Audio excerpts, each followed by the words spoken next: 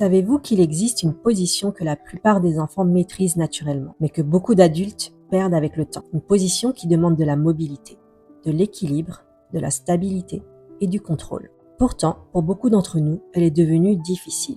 Cette position s'appelle Malasana et ce qu'elle révèle sur notre corps est fascinant. À première vue, ce n'est qu'un squat profond, rien de spectaculaire. Pourtant, cette posture nous donne énormément d'informations sur notre corps, sur nos chevilles, sur nos hanches, sur nos genoux, sur notre équilibre et même sur notre capacité à conserver notre autonomie avec l'âge. Avant d'aller plus loin, essayez simplement de descendre, sans chercher à réussir, sans chercher à faire parfait.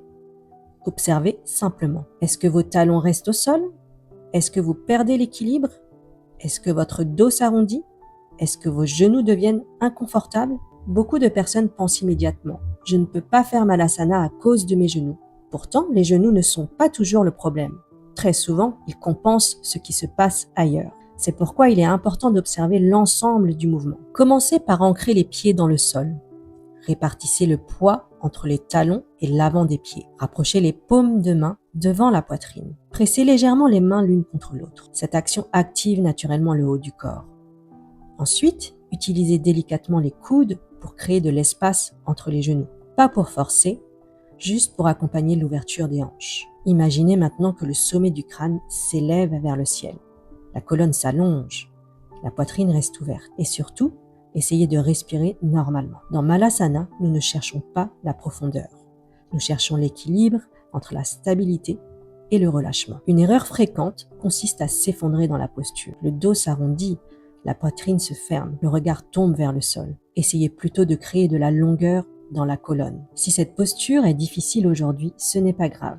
Il y a différentes manières d'y arriver. Si descendre complètement provoque une gêne ou une douleur au niveau des genoux, commencez ici, avec une chaise. Vous n'avez pas besoin d'atteindre la version complète de la posture. Plus le support est haut, moins les genoux auront besoin de se fléchir profondément. Cette variante permet souvent de retrouver une sensation de stabilité et de confort. Vous pouvez alors rester quelques respirations dans la posture, sans tension et sans lutter contre votre corps. L'objectif n'est pas d'aller le plus bas possible, mais de permettre au corps d'explorer progressivement cette position. Dans la méthode Vyoma, nous ne forçons pas le corps à entrer dans une posture. Si vos talons décollent lorsque vous descendez, le problème vient souvent d'un manque de mobilité au niveau des chevilles. Dans ce cas, essayez simplement de placer une brique sous les talons ou si vous n'en avez pas, une simple serviette roulée. Immédiatement, la posture devient souvent plus stable.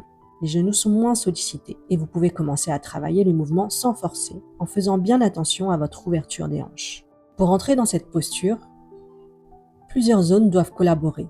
Les chevilles se plient, les genoux fléchissent profondément, les hanches s'ouvrent, le bassin descend, la colonne cherche à rester longue et les muscles profonds du tronc participent à la stabilité. Ce n'est pas seulement une posture de souplesse, c'est une posture de mobilité fonctionnelle.